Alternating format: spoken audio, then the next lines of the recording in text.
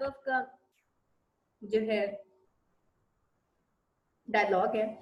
अच्छा, यहाँ पे वो कहती है कि भाई मैंने अपने लवर की खातिर इन मेंटन, मतलब I bought a villa in Menton, मैंने मेंटन में अपने लवर की खातिर एक विला खरीदा because of him, he was ill, वो इल था।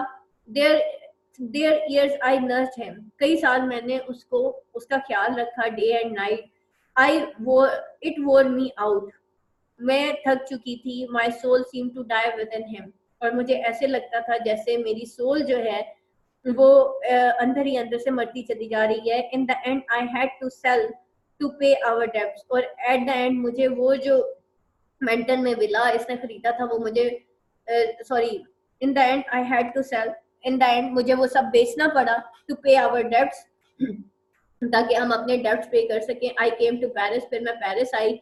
ही केम आफ्टर मी, वो मेरे पीछे आ गया। यानी कि वो जो मेंटन में विला था वो मैंने कहती है कि मैंने सेल कर दिया था, फिर मैं ताकि मैं अपने डेब्ट्स पे कर सकूं, फिर मैं पेरिस आई तो वो भी मेरे पीछे आ गया। And he was so cruel, he robbed me, उसने मेरे सारे पैसे चोरी कर लिए। एंड देन लेफ्ट, और फिर मुझे यानी कि उसने मुझे लूट लिया और उसके बाद वो मुझे छोड़ के चला गया। यानी कि जब मेरे सारे पैसे खत्म हो गए तो वो मुझे छोड़ के चला गया फॉर एन अदर वीमन, एक दूसरी औरत के पीछे। I even tried to poison myself, shameful stupid, और मैंने अपने आप को पॉइजन करने की भी कोशिश की, यानी कि जहर खाने की कोशिश की, shameful stupid. And then suddenly I wanted to come home to Russia, और फाइनली वो कहती है कि फिर मैंने डिसाइड किया कि मैं रशिया वापस आऊं to my little girl, she wipes away her tears, के लिटिल गर्ल, और वो उसकी टू माय लिटिल गर्ल, और वो फिर उसके टीयर्स जो है वो साफ करती है। Dear Lord pity me, forgive us our sins, ठीक है। वो जो है वो अपने जो है टीयर्स यानी कि रोते हुए ये पूरी कहानी सुनाती है लपैकन को, और वो फिर रोते हुए कहती है अपनी आंखें साफ करते हुए, डियर लॉर्ड पिटी मी, मुझे माफ कर दो, give forgive us our sins, don't punish any more, अब हमें मजीद गुनाहों की सजा मत दो। She tears up the telegram and then turns her head listening, वो जो है एक टेलीग्राम उसको रिसीव होता है, वो उसको जो है टीयर अप करती है और turns her head listening, is that music, और वो जो म्यूजिक बज रहा होता है वो कहती है is that the sound of music give, that's our famous Jewish और ऑर्केस्ट्रा, ऑर्केस्ट्रा म्यूजिक को ही कहते हैं। वो कहते हैं ये हमारा फेमस जूइश म्यूजिक है। Don't you remember 4 violins, flute and double bass. अच्छा जी, उसके बाद जो है live, it still live it still exist, we must have them here sometime, we will arrange an evening। अब यहाँ पे बेटा वो कहती है कि इट स्टिल एग्जिस्ट, कि this music is still here, और वो we must have them here sometime, मतलब must have them here sometime, कि हमें इसको यहाँ पे कुछ देर के लिए इवनिंग तक सुनना पड़ेगा। We will arrange an evening, तो क्या हमें एक इवनिंग अरेंज करनी चाहिए? ड्यूरिंग एन इवनिंग हम इसको सुनेंगे, लेकिन ड्यूरिंग एन इवनिंग हम इसको, मतलब we must have them here some time, we will arrange an evening, यानी कि हम इसको सुनेंगे लेकिन इवनिंग में सुनेंगे, जब हम एक इवनिंग अरेंज करेंगे फिर सुन लेंगे। Lopakin listens, I cannot hear anything, वो कहता है मुझे तो किसी म्यूजिक की आवाज नहीं आ रही। He sings quietly, वो quietly sing करता है, so long as you pay the Germans will play and turn our event to a Frenchy G। तो वो जो है वो कहता है मैं तो कुछ भी नहीं सुन पा रहा, और वो एक सॉन्ग सिंग करता है, सो लॉन्ग एज यू पे the Germans will play and turn our Ivan to a French Jane। आई फिर वो ही लॉस्ट और वो हंसने लग जाता है। I saw a good play as theatre last night, very funny. वो कहता है मैंने एक बहुत अच्छा फनी प्ले देखा था last night. Labab, I don't suppose it was in the least funny. Why watch plays? Why not look at yourself more often? The grey lives you live, all the unnecessary talking you do।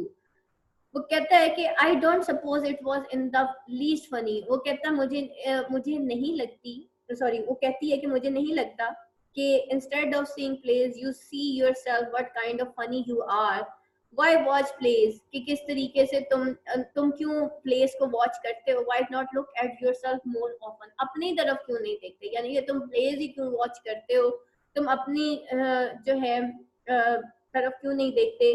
The grey life you live, ये जो grey life जो है, ये जो useless life, grey यहाँ पे useless life को कह रही है वो, कि ये जो यूजलेस लाइफ जो है तो जो तुम गुजार रहे हो, all the unnecessary talking you do, ये सारी जो टॉकिंग है वो तुम्हारी अननेसेसरी है। द पैकन true I suppose our existence here does seem pretty meaningless, और वो कहता है मुझे अपनी एग्जिस्टेंस यहाँ पे प्रीटी मीनिंगलेस लगती है। My father was a peasant and idiot, वो कहता है मेरा फादर जो है वो एक पीजेंट था। अब ये जो है यहाँ पे ये पीजेंट्री जो है that is the symbol of his original class. देख लें again memories, theme of memory, childhood और symbol of his original class peasantry. वो कहता है my father was a peasant and idiot, एक पीजेंट था, इडियट था, अंडरस्टूड नथिंग, जिसको कुछ पता नहीं था, taught me nothing, all he ever did was to get drunk and beat me with a stick, बस उसको इतना पता था कि वो जो वो मतलब ड्रंक करता था, ड्रिंक करता था, मुझे मारता था with a stick. Am I any better, तो क्या मैं अब बेहतर हो चुका हूँ, आई डाउट इट, तो मुझे इस पे शक है कि मैं शायद बेहतर हो चुका हूँ। Just as much of an oaf and an idiot, और मैं जो हूँ अभी भी एक ऑफ और एक इडियट ही हूँ। वट हैव आई लर्न, मैंने क्या सीखा जिंदगी से। My handwriting so bad I am ashamed to let people see it, it was then a fix, तो वो कहता है मेरी हैंड राइटिंग इतनी बुरी है कि मुझे शर्म आती है जब मैं अपनी हैंड राइटिंग लोगों को दिखाता हूँ। It's worse than a pig, यानी कि एक्चुअली लपैकन जो है वो अब एक बिजनेसमैन तो बन जाता है, लेकिन उसकी जो वो जो सर्वडम है, उसकी जो प्रेजेंट क्लास है, उसका जो पास्ट है, वो हमेशा उसके ऊपर हावी रहता है। यहाँ पे उसकी दिखाया जा रहा है कि वो बेशक अमीर तो हो गया, लेकिन उसकी यादें और उसकी जो क्लास है उसने अभी तक उसका पीछा नहीं छोड़ा, और अभी भी वो अशेम फील करता है अपने आप को कि वो एक पीजेंट का बेटा है और उसको कुछ भी नहीं आता, यानी कि लोपैकिन के अंदर एक इंफीरियोरिटी कॉम्प्लेक्स है, और जो लाइबव है उसके अंदर एक सुपीरियोरिटी कॉम्प्लेक्स है। लाइबव जो कि अपनी पूरी स्टेट आधी से ज्यादा अभी बेच चुकी है, और चेरी ऑर्चर्ड जो है वो एक आखिरी स्टेट उसके पास रह गई है जो कि बिकने वाली है, लेकिन उसके अंदर एक सुपीरियोरिटी कॉम्प्लेक्स है जो उसकी अपनी जात का है। और लोपैकन जो है वो क्योंकि सर्फ क्लास से ताल्लुक रखता था, पीजेंट क्लास से ताल्लुक रखता था, उसके अंदर एक इंफीरियोरिटी कॉम्प्लेक्स है कि लाइबव से ज्यादा पैसा कमाने के बावजूद उसके अंदर एक एहसास कमतरी है जो कि वो शो करता है। सेकेंडली उसकी जो मेमोरी है, उसकी जो क्रूअल मेमोरी है, एक गरीब बच्चे की जो यादें हैं वो जो है यहाँ पे दिखाई जा रही हैं कि उस बच्चे के अंदर अभी भी एहसास कमतरी है। ठीक है, नॉर्मली अगर कोई बहुत जिसे कहना चाहिए ना लोअर क्लास से अचानक से अपर क्लास की तरफ जाते हैं ना जो लोग, उनके अंदर एक एहसास कमतरी रह जाता है कि हमें ये नहीं आता या हमें वो नहीं आता।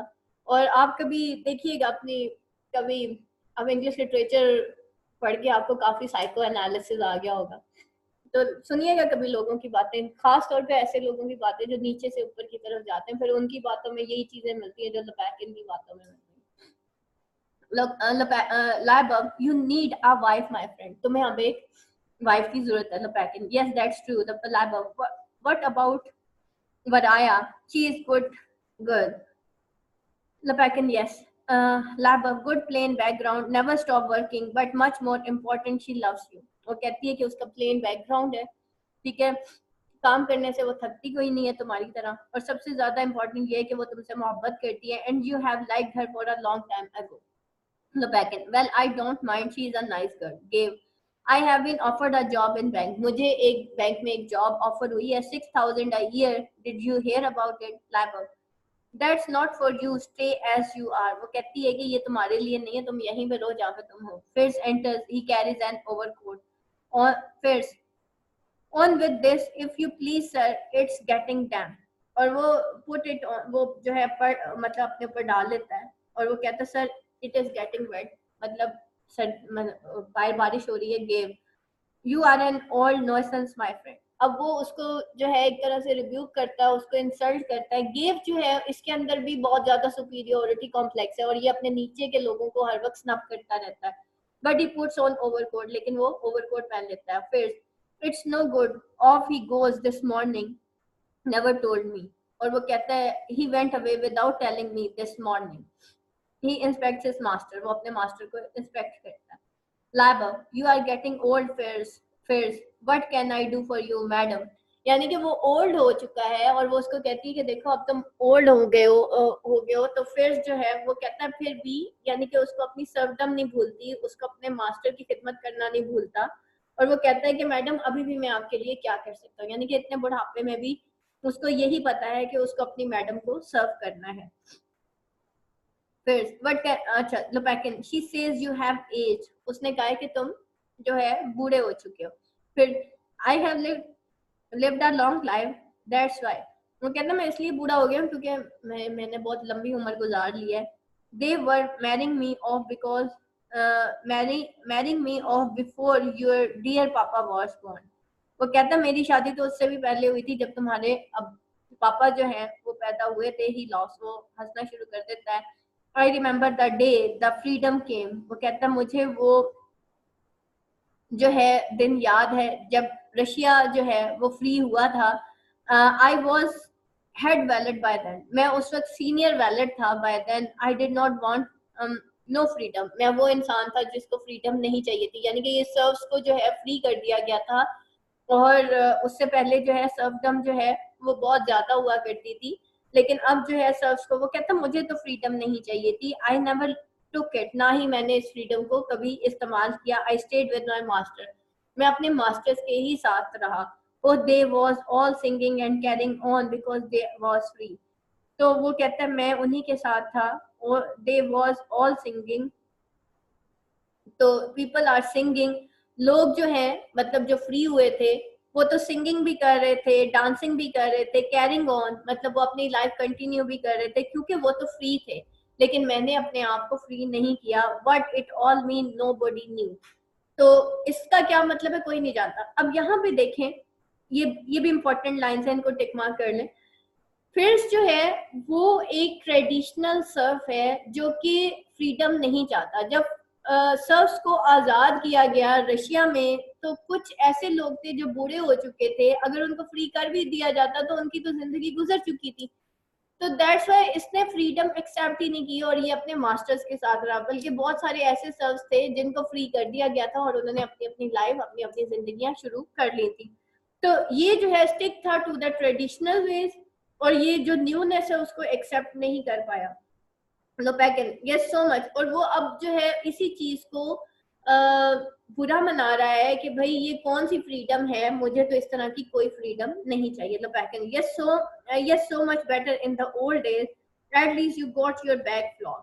और वो कहता है yes so much better in old days, वो कहता है कि भाई ये ओल्ड डेज में जो है बेहतर था। At least for doing wrong things people were beaten and punished. वो कहता है ये तो भाई कुछ बेहतर था ओल्ड एज में, एटलीस्ट रॉन्ग थिंग्स पे लोगों को मारा भी जाता था और पीटा भी जाता था और उनको पनिश भी किया जाता था। फिर नॉट हियरिंग दैट्स इट, वो जो है मतलब फिर जो है इतना बुरा हो चुका था एक्चुअली, उसको ना सुनाई भी सही नहीं देता। तो वो कहता है that's it, the peasant belong to the masters and the master belong to the peasants, you knew where you were. वो कहता है मास्टर बिलोंग करते थे पीजेंट से और पीजेंट बिलोंग करते थे मास्टर से। नाउ इट्स ऑल टॉपसी टर्वी, अब हर चीज ऑपोजिट हो गई है, can not make any sense out of it, और इससे कोई सेंस भी नहीं बनती। यानी कि वो पैकिंग की बातें नहीं सुनता, वो अपनी ही बात, अपना ही मतलब वो हर वक्त ममरिंग करता रहता है और जो है मुंह मुंह में बड़बड़ाता रहता है। तो वो कहते हैं कि भाई ये सब और टॉपसी टर्वी है, कुछ समझ नहीं आता कौन मास्टर है, कौन पीजेंट है, कौन सर्फ है, ये पता नहीं क्या हो गया ना। तो यानी कि वो एक्सेप्ट ही नहीं कर रहा न्यू ट्रेडिशन को। गे बी क्वाइट फिर I have got to go into town tomorrow. Someone promised to introduce me to general who might agree to lend money on a note. Go back in. Don't waste your time. If you get it, you won't be able to keep up the interest. Libel. Nonsense. There is not any general. Enter Trophim of Anaya and Anya and Varaya. Gave. Ah, the children. Anya here you are, Mama. Liba, come, my own darling. She embraced Anaya and Varaya. Or if you, sorry, Anya and Varya, if you knew how much I loved you, sit here next to me. वो कहती है कि आखिर मेरी बच्चियां आ गई, मैं इनसे कितना प्यार करती हूँ. अच्छा, आगे कितना रह गया हमारा, ये देख लेते हैं.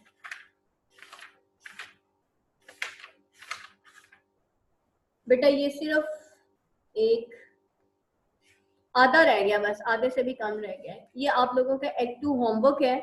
अच्छा, इसमें जो नेक्स्ट है ना, ट्रॉफी मॉव का कैरेक्टर आ रहा है, माय ओपिनियन यू आर. ये खोलिएगा आगे बेटा, मैं ये पढ़ा. ये जो ट्रॉफी मॉव के नेक्स्ट 2 जो डायलॉग्स है ना, बड़े बड़े आ रहे हैं, इनको टिक मार्क कर लें. ये दोनों इंपॉर्टेंट है. ट्रॉफी मॉव के आगे जितने क्या वो आ रहे हैं, ये सारे टिक मार्क कर लें जो बड़े बड़े हैं. ये सारे इंपॉर्टेंट है. ठीक है, आगे लोपैकिन का भी एक आध कैरेक्टर आने की, कल मैं आपको टिक मार्क करवाती हूँ कि इसमें कौन से हैं, और कल हम इसको थोड़ा सा मजीद डिस्कस भी कर लेंगे. Any question class?